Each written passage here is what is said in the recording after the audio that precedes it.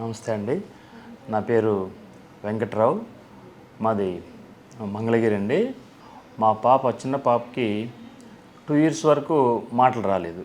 Doctor గారిని కలిసి ఇట్లా పాపకు మాట్లాడలేకపోతుంది అని చెప్పినప్పుడు డాక్టర్ గారు మాటలు రావట్లేదంటే వినిపించట్లేదేమో 2 ఇయర్స్ వచ్చినా కానీ అన్నట్లు ఒక డౌట్ ఎక్స్ప్రెస్ చేశారు. ఈఎన్టీ డాక్టర్ గారిని కలిసామండి అక్కడ లోకల్గా. కలిస్తే డాక్టర్ గారు టెస్ట్ చేసి వినబడటం లేదు, అందువల్ల మాటలు రావడం లేదని డాక్టర్ గారు చెప్పారు. చెప్పినప్పుడు మేము హైదరాబాద్లో ఈఎన్టీ హాస్పిటల్లో అక్కడ ఈఎన్టీ డాక్టర్ గారిని కలిసినప్పుడు వాళ్ళు అక్కడ ఫర్దర్గా ఒక టెస్టులు చేసి ఈ పాపకి వినబడటం లేదు కావున మాటలు రావట్లేదు అని చెప్పేసి ఒక 1 ఇయర్ హీరింగ్ ఎయిడ్స్ వాడమని సజెస్ట్ చేశారు. 1 ఇయర్ హీరింగ్ ఎయిడ్స్ వాడిన తర్వాత కూడా పాపకి మాట్లాడలేకపోతుంది. సరే తర్వాత ఎలా చేయాలి అని ఫర్దర్గా స్టెప్స్ తీసుకోవాలి, ఏం తీసుకోవాలి ఫర్దర్ స్టెప్ అనే టైంలో మాకు డాక్టర్ ఈసీ వినయ్ కుమార్ గారు అపోలో హాస్పిటల్లో సర్జరీలు చేస్తున్నారు. హీరింగ్ ప్రాబ్లం ఉన్న వాళ్ళకి కాక్లియర్ ఇంప్లాంట్ సర్జరీ ద్వారా వాళ్ళకి మాటలు వస్తున్నాయని తెలిసిందండి. మేము అప్పుడు డాక్టర్ గారిని ఈసీ వినయ్ కుమార్ గారిని అపోలో హాస్పిటల్లో డాక్టర్ గారు అపాయింట్మెంట్ తీసుకొని కలవడం జరిగింది. సరే పాప విషయం చెప్పినప్పుడు సరే మనం అన్ని టెస్టులు చేద్దాం ముందని చెప్పి సారు అన్ని టెస్టులు కూడా కండక్ట్ చేయడం జరిగిందండి. ఈమెకి మనం కాక్లియర్ ఇంప్లాంట్ చేసినట్లయితే ఈమెకి డెఫినెట్గా వినబడటం ద్వారా మాటలు వస్తాయని సార్ మాకు చెప్పడం జరిగింది. సరే ఇంకా సార్ హెల్ప్ తీసుకొని మేము డిసెంబర్ 27వ తేదీ పాపకి కాక్లియర్ ఇంప్లాంట్ సర్జరీ చేయించామండి. చేయించిన తర్వాత 1 ఇయర్ పాటు ఇక్కడే అపోలో హాస్పిటల్లోనే sir doctor EC Vinay Kumar గారి ఆధ్వర్యంలోనే స్పీచ్ థెరపీ కూడా ఇప్పించడం జరిగింది. స్పీచ్ థెరపీ ఇప్పించిన తర్వాత పాపకి మాటలు ఇంప్రూవ్ అయినాయి. తర్వాత వెంటనే ఇక్కడే హైదరాబాద్లోనే స్కూల్లో జాయిన్ చేయడం జరిగింది. అందరు పిల్లలతో పాటే నార్మల్గా పాప చదువుకోవడం. ఒక 1 ఇయర్ మేము ఇక్కడ స్పీచ్ థెరపీ అపోలో హాస్పిటల్కి వచ్చి రెగ్యులర్గా స్పీచ్ థెరపీ ఇప్పించడం జరిగింది.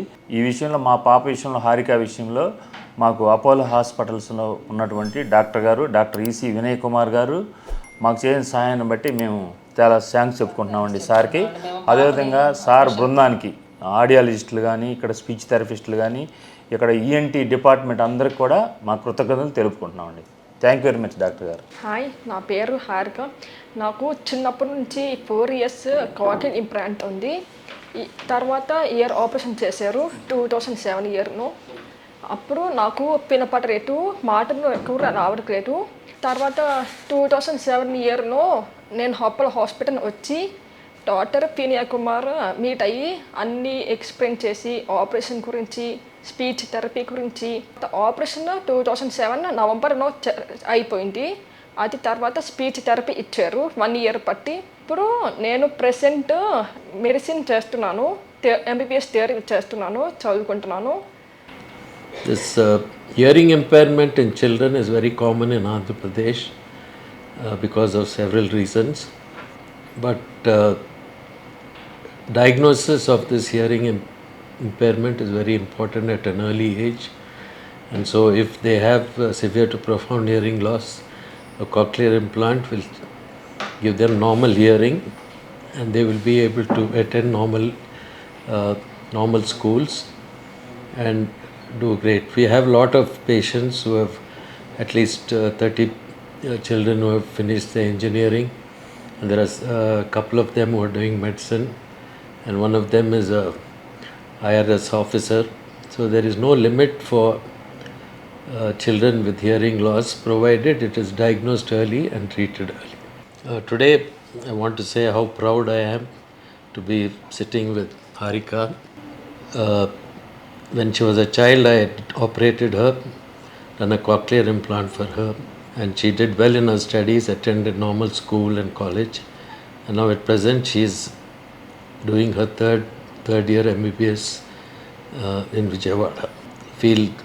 I feel thankful to God for giving me this opportunity to operate on these children and give them a new lease of life.